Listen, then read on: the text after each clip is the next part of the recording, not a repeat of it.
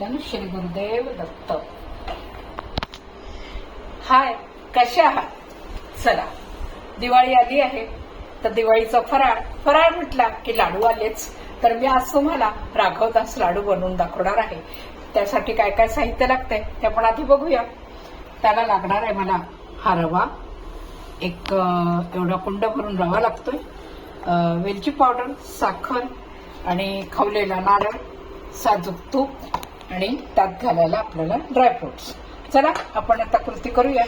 आणि हे लागणार आहे थोडंसं आपल्याला दूध. तर चला सुरुवात करूया.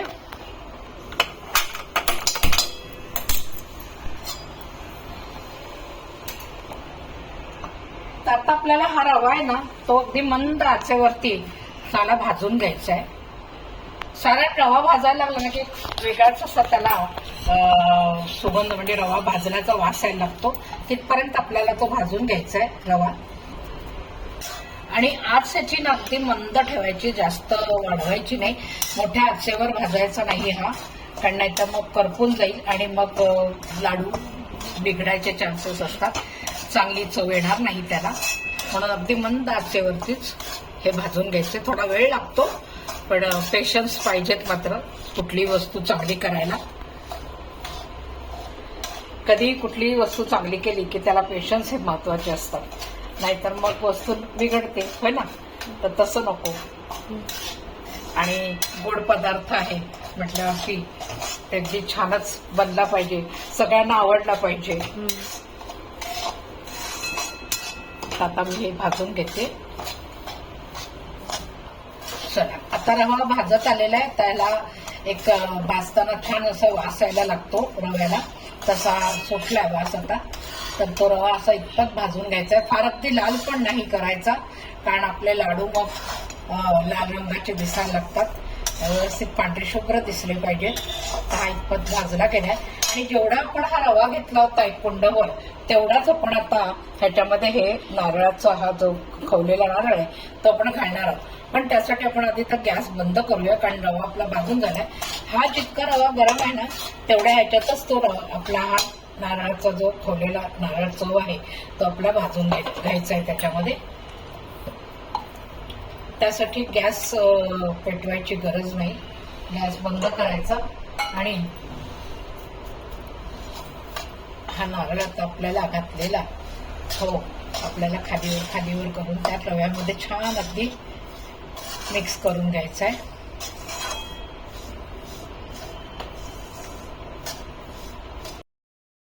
चला, आता हे ना मी बाजूला ठेवते. आणि आता आपल्याला इथे पाक करायला सुरुवात करायची आहे. इकडे मी पाक करायला ठेवते, यालाही वेळ लागेल आपल्याला. तर इथे पाक करताना सुद्धा गॅस आपल्याला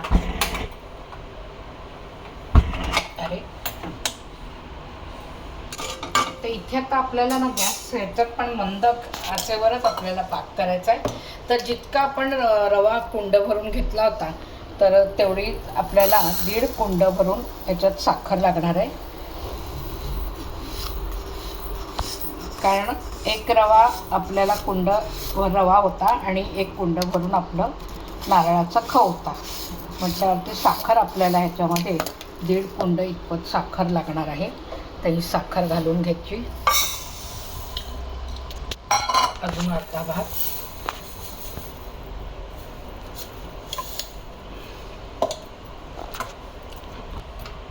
इथे आपल्याला पाणी घालायचं, पण पाणी अगदी थोडं घालायचं, जास्त घालायचं नाही. पातळ जर झालं तर तेवढं पाक आणखीन उकळायला वेळ लागेल.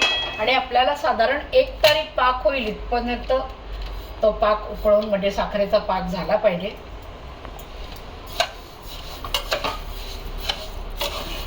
चला, मी पाक तिकडे ठेवलाय हे करायला. आता मी इथे पुन्हा जरा ह्याच्यामध्ये आपल्याला तूप घालावं लागणार आहे, साजूक तूप. तर ते थोडंसं तूप घालायचं आहे आपल्याला. अगदी थोडं थोडं लागेल तसं घालायचं, फार तूप घालायचं नाही. आणि पुन्हा आपल्याला या तुपावर थोडंसं परतून घ्यायचं आहे.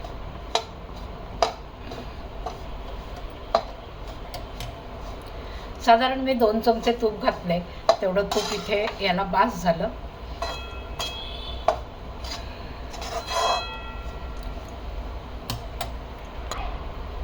इथे मी गॅस बंद करते. हे आपल्याला तुपामध्ये छान परतून झाले. ह्याच्यात जरा ड्रायफ्रूट घालायचे आता सगळे, काजू आणि बेदाणे आणि चारोळी असं मी घातलेलं आहे. तुम्ही तुमच्या आवडीनुसार अजूनही ह्याच्यामध्ये बदाम, पिस्ता काही घालू शकता.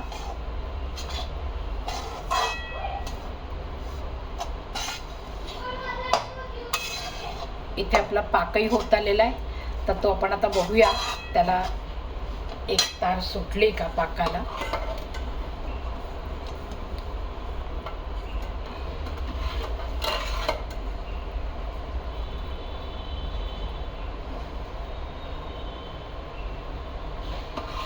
साधारण पाक होताना आपण ताटलीमध्ये थोडासा पाक असा हे करून घ्यायचा आणि मग बघायचं त्याला तार आली का.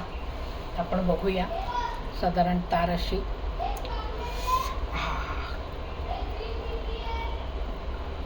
साधारण तार आलेली आहे ह्याला. ही बघा, असं साधारण एक तारी झाला पाहिजे पाक हा आपला. तर आपला हा पाक झालेला आहे. जास्त पण त्याला तार येऊ द्यायची नाही, जास्त म्हणजे 2 तारी 3 तारी असं करायचं नाही. 1 तारी वास होतो, कारण आपल्याला ह्याच्यामध्ये रवा सगळा फुलला पाहिजे तो छानपैकी.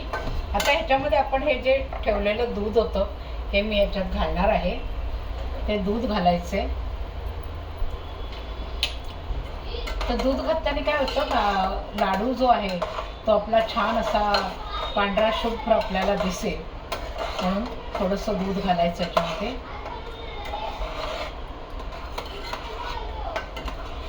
आणि आता हे सारण मी सगळं गॅसच्या खाली उतरवते. गॅस बंद करायचा.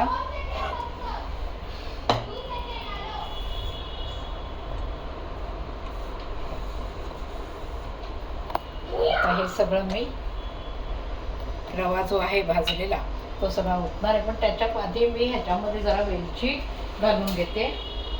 कारण वेलची ह्याच्यातच घातली तर ती सगळीकडे छान लागेल. ते ह्यात मी ती वेलची घालून घेते सगळी. 1 चमचावर आपल्याला वेलची लागणार आहे ह्याच्यामध्ये.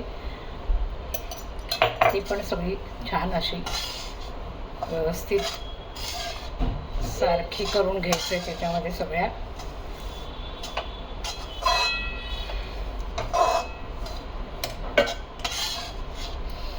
वेलचीचा वास इतका सुगंध छान येतो ना, की प्रत्येक अगदी पदार्थ असतो गोड पदार्थ की त्यात वेलची लागतेच. आणि खरोखर आवर्जून वेलची घालावी, त्याच्याने पदार्थाची चव अधिक वाढते, सुंदर सुवास येतो त्याला छान.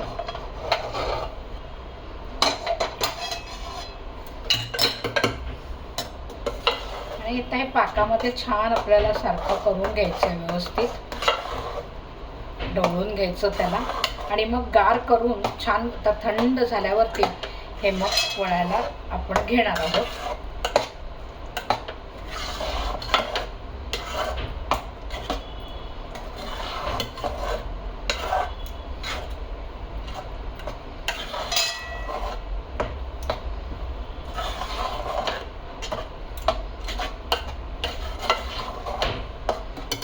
आता हे गार होईपर्यंत आपल्याला हे असंच ठेवायचं आहे आणि गार झाल्यावरती मग लाडू वळायला घ्यायचे. आता मस्त गार झालेत, आपल्याला हे वळायला घ्यायचे.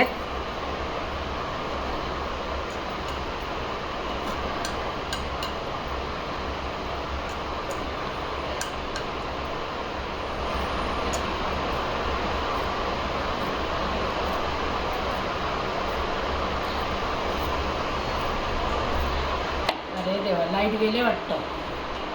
कामाच्याच वेळेला लाईट जात असतात.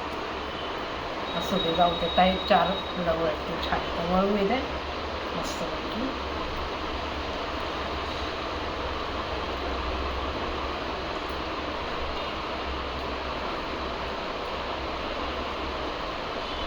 आता हे असं वळताना जर असं हे चिकटलं ना हाताला, तर मग आपण तुपालाचा हातच लावायचा असा छान, आणि मग तुपाचा हात लावून वळून घ्यायचे. म्हणजे मग ना छान वळले जातात, म्हणजे हाताला चिकटत नाही, व्यवस्थित त्याला गोल आकार येईल चांगला.